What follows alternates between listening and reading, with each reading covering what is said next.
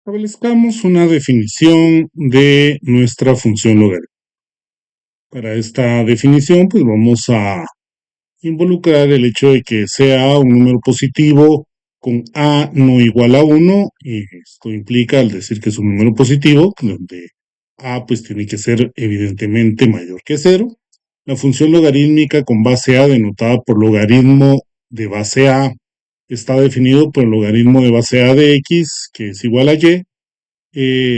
y esto es equivalente a la y, o sí y solo sí, a elevado a la y es igual a x. Por lo tanto, el logaritmo de base a de x es el exponente al cual la base a debe ser elevado para obtener x. Esto es importante ya que establece bajo este esquema a la función logarítmica como la función inversa de la función exponencial. Observemos que en este caso, pues entonces estaríamos estableciendo que básicamente la función logaritmo pues existe sí y solo sí. Existe la función exponencial y la podemos determinar a través de la definición que hemos dado.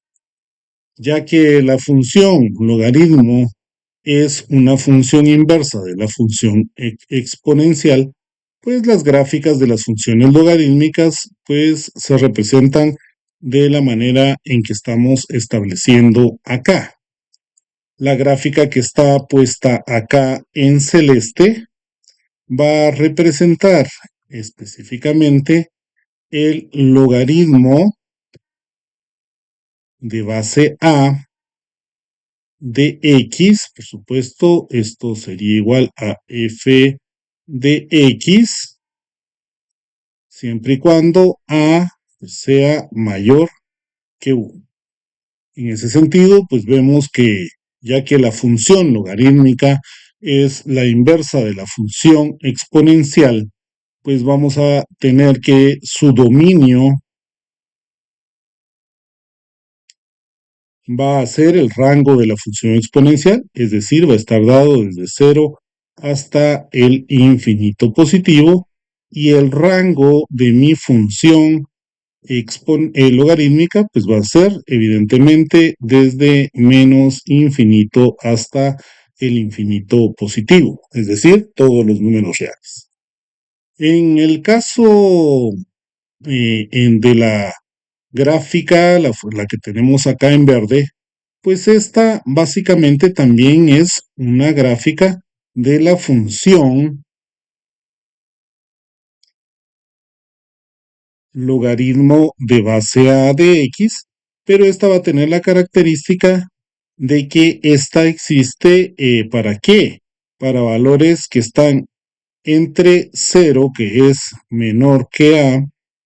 menor que 1. Es decir, cuando tengo los valores que van a estar establecidos entre 0 y 1 como el logaritmo o la base del logaritmo, pues vamos a tener que las gráficas se cruzan de esta manera. Observemos que en un momento dado, pues vamos a tener que todas las gráficas de la función logarítmica intersectan el eje X exactamente en 1.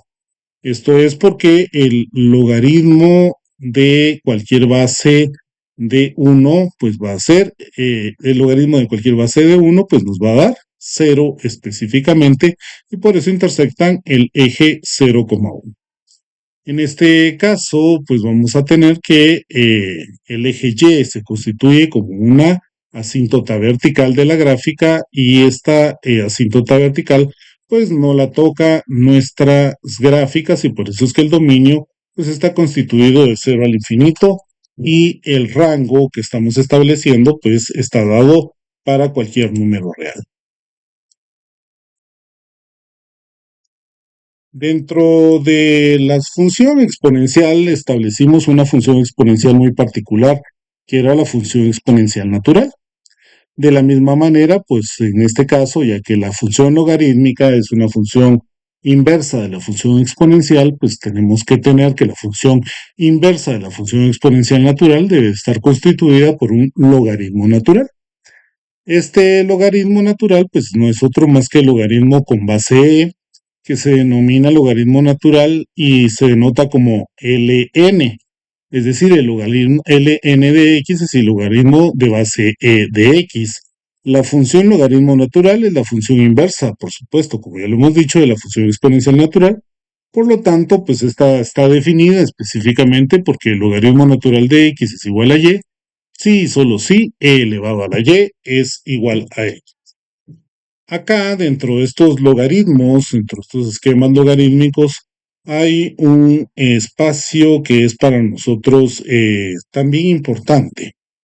un elemento que denominamos, que también con nombre propio, que debería ser el logaritmo común. Y el logaritmo común es un logaritmo de base 10, es decir, que el logaritmo de base 10 de x es un logaritmo importante para nosotros que vamos a establecer como un logaritmo común. Y ese logaritmo de base 10 es tan importante que regularmente le quitamos incluso la base y lo establecemos únicamente como logaritmo de x. Es decir, cuando encontremos un log de x que no tenga base, pues estamos refiriéndonos simple y sencillamente a un logaritmo común. Por supuesto, bajo el mismo esquema que establecimos anteriormente, pues vamos a tener que este logaritmo común debe de ser la función inversa de la función exponencial de base 10. Observemos que dentro de los logaritmos vamos a estudiar o vamos a utilizar algunos elementos que son importantes, tales como las propiedades de los logaritmos. Esas propiedades de los logaritmos son solo 4, en donde vamos a establecer que el logaritmo de base a de 1 es igual a 0, es decir, cada vez que elevamos a la potencia 0 para obtener 1, el logaritmo de base a de a va a ser igual a 1, es decir, que debemos elevar a la potencia 1 para obtener el valor de a. El logaritmo de base a de x es igual a x, en donde establecemos que debemos elevar a la potencia x para obtener a de x. Y por último, la propiedad 4a por el a elevado logaritmo de base a de x, que es igual a x, en donde indicamos que el logaritmo de base a de x es la potencia a la que a debe elevarse para obtener x. Vamos a tener algunos ejemplos importantes para poder desarrollar estos espacios que estamos indicando y poderlos aplicar dentro del contexto del trabajo que desarrollamos. Si quisiéramos, por supuesto, también esto extenderlo al logaritmo natural, bastaría con decir que el logaritmo natural de 1 pues es igual a 0 o que el logaritmo natural de e es igual a 1 o que el logaritmo natural de e a la x, pues por supuesto va a ser igual a x, o establecer que e elevado al logaritmo natural de x, pues debería de ser igual también a x, esto para trasladarlo al contexto no solo del logaritmo de base a, sino que también bajo la simbología del logaritmo natural, aunque no tiene o no vale la pena replicarlo dos veces, ya que el logaritmo de base e o logaritmo natural, pues solo es un logaritmo de base e que podemos generalizar dentro del contexto que estamos estableciendo. Vamos a trabajar también con tres leyes de los logaritmos, en donde debemos de estar claros que cuando a es un número positivo, con a no igual a 1, y sean a, b y c cualesquiera números reales con a mayor que 0 y b mayor que 0, pues establecemos tres leyes particulares. La primera ley que nos dice que el logaritmo de base a de a multiplicado por b es igual al logaritmo de base a de a más el logaritmo de base a de b. El logaritmo de un producto de los números de la suma de los el logaritmo de un producto de números es la suma de los logaritmos de los números. El logaritmo de base a, como ley número 2, el logaritmo de base a de a dividido dentro de b es igual a el logaritmo de base a de a menos el logaritmo de base a de b, en donde describimos que el logaritmo de un cociente de números es la diferencia de los logaritmos de los números. Y por último, el logaritmo de base a de a elevado a la c es igual a c por el logaritmo de base a de a. El logaritmo de una potencia de un número es el exponente por el logaritmo del número. Observemos estos elementos que estamos colocando acá como propiedades y leyes de los logaritmos y tratemos de tenerlos en mente. Si lo consideramos necesario, pues apuntémoslos en alguna parte, ya que los vamos a utilizar en los elementos o en las partes subsiguientes que vamos a estudiar a continuación.